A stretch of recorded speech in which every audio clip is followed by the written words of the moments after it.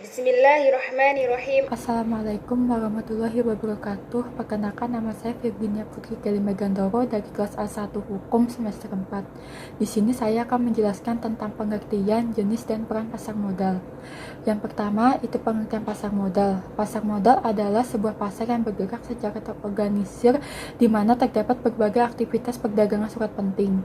Surat penting ini dapat berupa saham, ekuitas, obligasi, surat pengakuan hutang, atau surat penting lainnya yang diterbitkan oleh pemerintah ataupun perusahaan swasta dengan menggunakan jasa perantara, komisioner, dan juga underwriter. Dalam Undang-Undang Nomor 8 Tahun 1995 disebutkan bahwa aktif pasar modal yaitu sebuah kegiatan yang berkaitan dengan aktivitas perdagangan efek serta penawaran umum, perusahaan publik yang berkaitan dengan efek yang diterbitkannya, dan juga lembaga serta profesi yang berkaitan dengan efek. Yang kedua juga itu saya menjelaskan tentang peran pasar modal. Dan perekonomian di Indonesia atau capital market memiliki beberapa peran penting di dalamnya, yaitu yang pertama sebagai lembaga perantara atau intermediasi keuangan selain bank. Yang kedua memungkinkan para investor untuk turut berpartisipasi dalam kegiatan bisnis yang menguntungkan. Yang ketiga memungkinkan aktivitas bisnis untuk mendapatkan dana dari pihak lain untuk memperluas usaha ataupun ekspansi. Yang keempat memungkinkan aktivitas bisnis untuk peran menjadi pemisah operasi bisnis dengan ekonomi dari kegiatan keuangan. Yang kelima, itu memungkinkan para pemegang surat berharga memperoleh likuiditas dengan cara menjual surat berharga yang dipunyai terhadap pihak lain. Yang ketiga, saya juga menjelaskan jenis pasar modal. Menurut gagasan yang disebut oleh Sunaria, terdapat 4 jenis capital market atau pasar modal, yaitu yang pertama itu primary market, yaitu tempat untuk pertama kali dibukanya penawaran saham oleh emiten sebelum melakukan perdagangan di pasar sekunder. Yang kedua itu secondary market, yaitu tempat perdagangan saham yang sudah memulai masa penawaran di pasar perdana. Yang ketiga itu third market, yaitu tempat perdagangan saham di luar bursa. Yang keempat itu forward market, yaitu wujud dari perdagangan efek antar pemegang saham maupun proses pemindahan saham antar pemegang saham dengan jumlah nominal yang cukup besar. Sekian dari penjelasan yang saya jelaskan. Mohon maaf kalau ada kata-kata yang salah. Assalamualaikum warahmatullahi wabarakatuh. Assalamualaikum warahmatullahi wabarakatuh. Di sini saya akan menjelaskan tujuan dan fungsi pasar modal.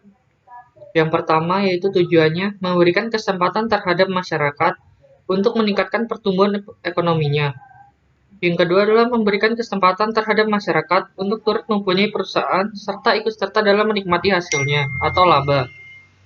Secara umum, fungsi dari adanya capital market terdapat 6 macam, diantaranya yaitu yang pertama, menambah modal usaha.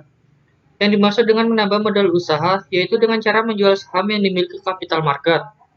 Saham tersebut nantinya akan dibeli oleh perusahaan lain, masyarakat umum, atau bahkan lembaga pemerintahan. Yang kedua adalah pemerataan pendapatan. Dalam kurun waktu tertentu, saham yang telah dibeli nantinya akan mendatangkan dividen atau keuntungan kepada pihak pembeli.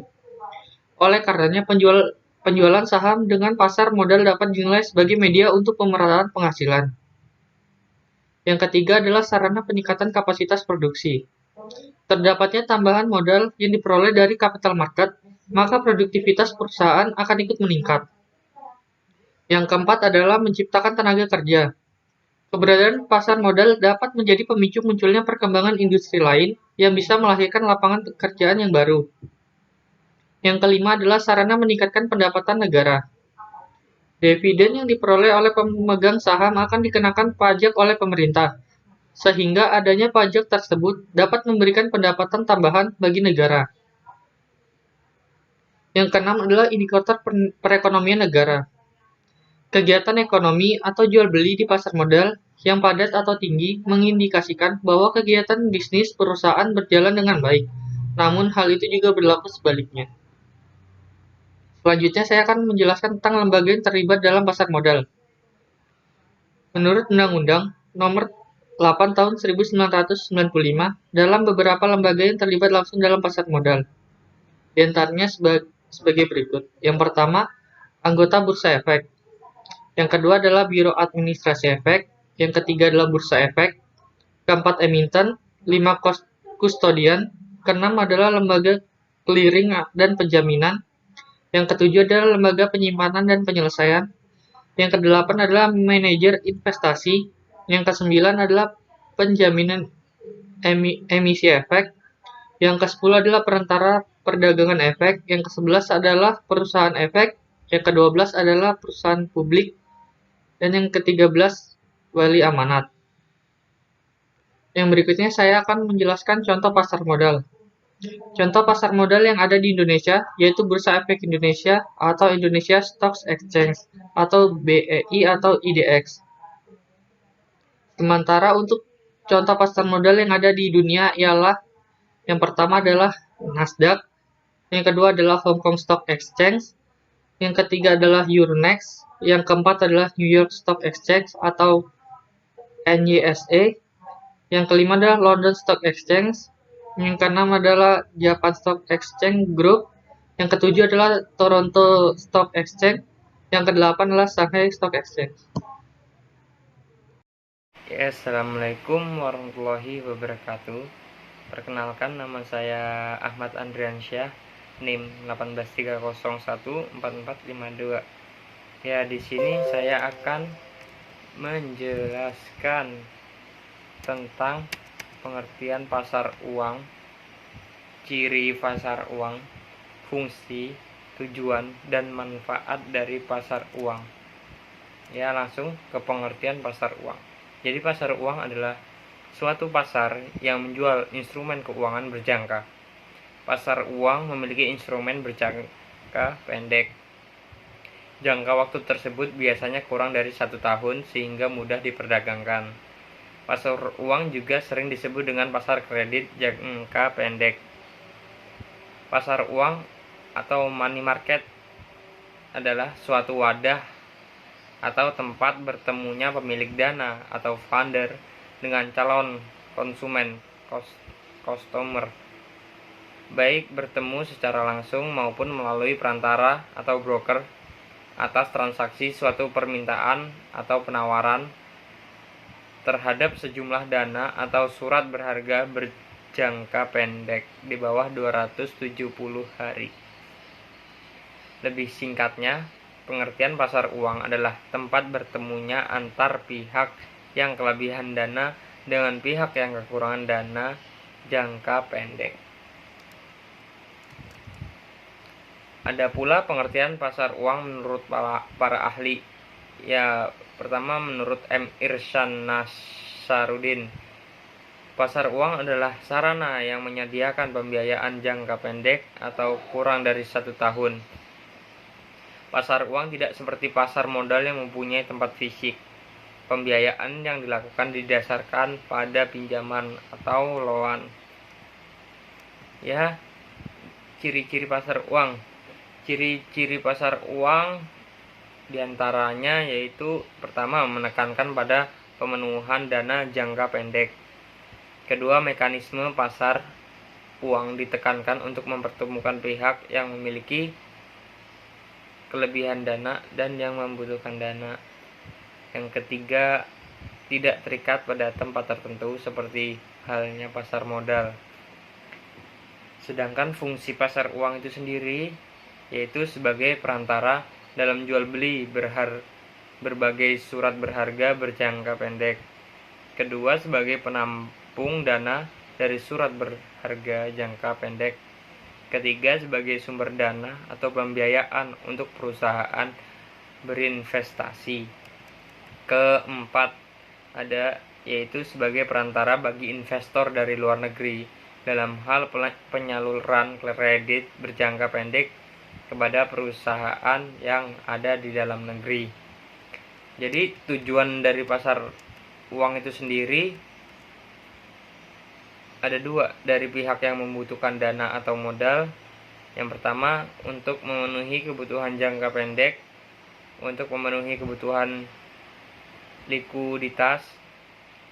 Ketiga, untuk memenuhi kebutuhan modal kerja. Terakhir, sedang mengalami kalah clearing. Ya, itu tadi dari pihak yang membutuhkan dana atau modal. Ini selanjutnya dari pihak yang menanamkan dana atau modal. Yang pertama, untuk mendapatkan penghasilan dengan tingkat suku bunga tertentu. Membantu pihak yang mengalami kesulitan keuangan. Terakhir, spekulasi. Jadi yang berikutnya itu ada manfaat dari pasar uang. Manfaat pasar uang itu ada 4. Yang pertama itu bisa dipakai untuk membiayai sektor real. Lalu yang kedua bisa meningkatkan atau memperbanyak cara untuk mendapatkan pembelanjaan jangka pendek dengan cara menerbitkan notes, commercial paper, dan instrumen jangka pendek yang sejenis.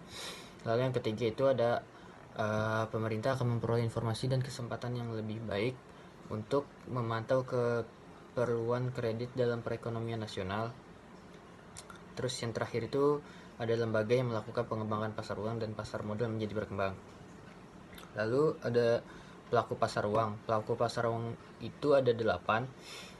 Yang pertama itu bank, terus yayasan, yang ketiga itu dana pensiun, keempat perusahaan asuransi, 5 perusahaan-perusahaan besar, 6 lembaga pemerintahan, yang ketujuh lembaga keuangan lain, dan yang terakhir itu individu masyarakat. Setelah itu ada instrumen pasar uang.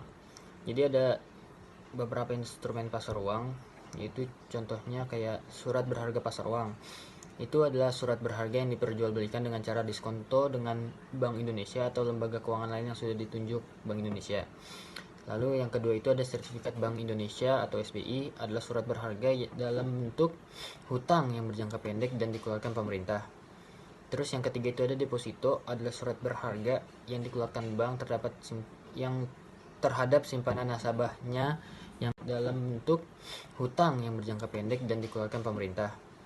Terus yang ketiga itu ada deposito, adalah surat berharga yang dikeluarkan bank terhadap simpanan nasabahnya yang periode sudah jatuh tempo di tingkat suku bunga tertentu. Lalu yang keempat itu ada promissory notes. Promissory notes adalah surat pernyataan kesanggupan membayar atas transaksi hutang piutang yang diperjualbelikan antara kredit dengan debitur.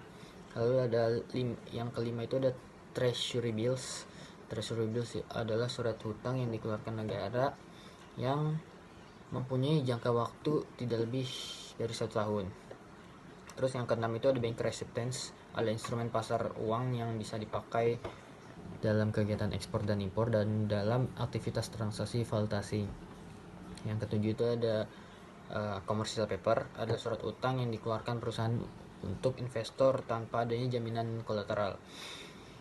Ini dipakai untuk membiayai kewajiban jangka pendeknya saja. Lalu ada yang ke-8 itu call money, ada instrumen pasar modal yang dipakai dalam aktivitas transaksi peminjaman sejumlah dana antar bank dalam periode yang berjangka pendek. Setelah itu ada jenis-jenis transaksi pasar uang, adalah jenis transaksi. Adapun jenis transaksinya dari pasar uang itu ada yang pertama itu pasar uang antar bank, dipakai dalam aktivitas transaksi peminjaman sejumlah dana antar bank dalam periode yang berjangka pendek. Setelah itu ada jenis-jenis transaksi pasar uang, adalah jenis transaksi. Adapun jenis transaksinya dari pasar uang itu ada yang pertama itu pasar uang antar bank. Itu adalah jenis transaksi penyerahan sejumlah kelebihan dana dari suatu bank kepada bank lainnya. Lalu ada sertifikat Bank Indonesia atau SBI. Itu adalah surat berharga yang dikeluarkan oleh Bank Indonesia sebagai bank sentral.